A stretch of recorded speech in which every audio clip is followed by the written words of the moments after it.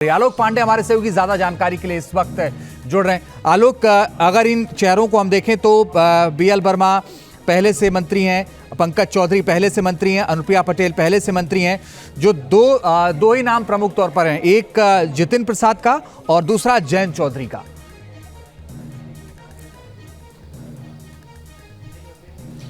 बिल्कुल, देखिए दोनों नाम इसलिए भी महत्वपूर्ण है क्योंकि दोनों ही नाम पहली बार जो है मोदी मंत्रिमंडल में शामिल हो रहे हैं और मोदी मंत्रिमंडल में शामिल होने के साथ साथ एक बड़ी जिम्मेदारी दोनों को ही मिल रही है। जयंत चौधरी का ये पहला अनुभव होगा जब वो केंद्र सरकार में मंत्री बनेंगे। उनके लिए सबसे बड़ी बात यही है कि केंद्र सरकार में मंत्री बनने के साथ साथ जो उनको मंत्रालय दिया जाएगा उसको कैसे काम करना है, इस तरीके का जो कहा जाता है ब्लू बुक इंस्ट्रक्शंस, वो ऑलरेडी चाय पे जो चर्चा हुई है वो दे दी गई है। किस तरीके से काम करना है, योजना बनाने के साथ साथ शिलान्यास के साथ साथ उसके किस तरह से लोकार्पण करना है, ये सब बेसिक जो बातें हैं बता दी गई हैं।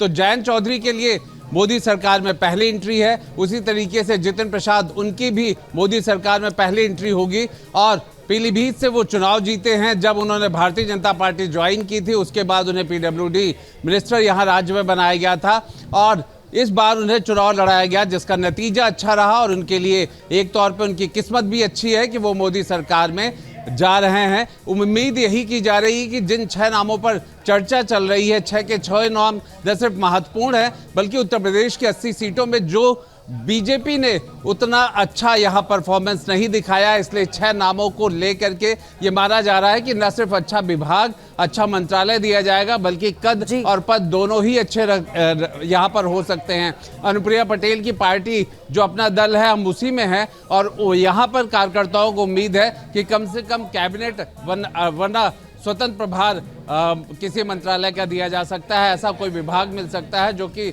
सीधा जनता से जुड़ा हुआ विभाग हो। तो इस तरह से उम्मीदें भी बढ़ी हैं क्योंकि लगातार 3 साल से वफादारी का पूरा टेस्ट उन्होंने दिया है और पार्टी के साथ खड़ी रही है बीजेपी के। अब देखना यही होगा कि किसको क्या विभाग मिलता है। दूसरी तरफ हम बात करें तो जितिन प्रसाद एक ब्राह्मण चेहरे के रूप में भी उनको प्रतिनिधित्व के रूप में देखा जा सकता है क्योंकि राजनीति में समाज का भी प्रतिनिधित्व नजर आए। 2027 में यहाँ चुनाव होगा। दूसरी तरफ जयंत की बात करते हैं तो पश्चिम की राजनीति, जाटों की राजनीति जो कि इस बार कहीं ना कहीं भारतीय जनता पार्टी के लिए बेहतर रहा, तो जयंत उसके लिहाज से बेहतर है। उत्तर प्रदेश के लिहाज से बहुत महत्वपूर्ण है ये जो पूरा खाका उत्तर प्रदेश की तरफ से तैयार किया गया है। आलोक पांडे हमारे सहयोगी ज्यादा जानकारी के लिए इस वक्त जुड़ रहे हैं। आलोक, अगर इन चेहरों को हम देखें तो बीएल वर्मा पहले से मंत्री हैं, पंकज चौधरी पहले से मंत्री हैं, अनुप्रिया पटेल पहले से मंत्री हैं। जो दो ही नाम प्रमुख तौर पर हैं, एक जितिन प्रसाद का और दूसरा जयंत चौधरी का।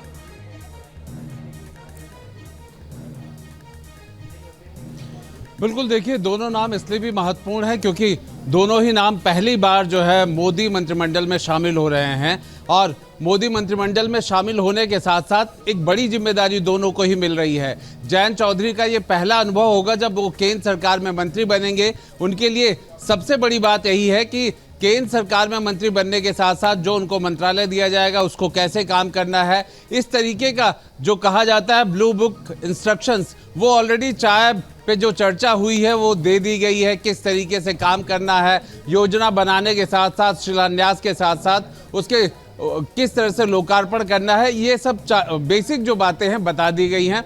तो जयंत चौधरी के लिए मोदी सरकार में पहली एंट्री है, उसी तरीके से जितिन प्रसाद उनकी भी मोदी सरकार में पहली एंट्री होगी। और पीलीभीत से वो चुनाव जीते हैं जब उन्होंने भारतीय जनता पार्टी ज्वाइन की थी, उसके बाद उन्हें पीडब्ल्यूडी मिनिस्टर यहाँ राज्य में बनाया गया था और इस बार उन्हें चुनाव लड़ाया गया जिसका नतीजा अच्छा रहा और उनके लिए एक तौर पे उनकी किस्मत भी अच्छी है कि वो मोदी सरकार में जा रहे हैं। उम्मीद यही की जा रही है कि जिन 6 नामों पर चर्चा चल रही है, 6 के 6 नाम न सिर्फ महत्वपूर्ण है बल्कि उत्तर प्रदेश की 80 सीटों में जो बीजेपी ने उतना अच्छा यहाँ परफॉर्मेंस नहीं दिखाया, इसलिए 6 नामों को लेकर के ये माना जा रहा है कि न सिर्फ अच्छा विभाग, अच्छा मंत्रालय दिया जाएगा बल्कि कद और पद दोनों ही अच्छे यहाँ पर हो सकते हैं।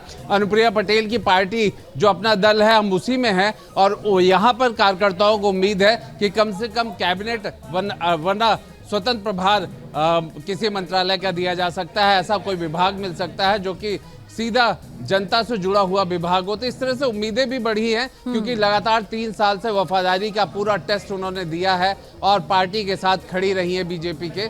अब देखना यही होगा कि किसको क्या विभाग मिलता है। दूसरी तरफ हम बात करें तो जितिन प्रसाद एक ब्राह्मण चेहरे के रूप में भी उनको प्रतिनिधित्व के रूप में देखा जा सकता है, क्योंकि राजनीति में समाज का भी प्रतिनिधित्व नजर आए।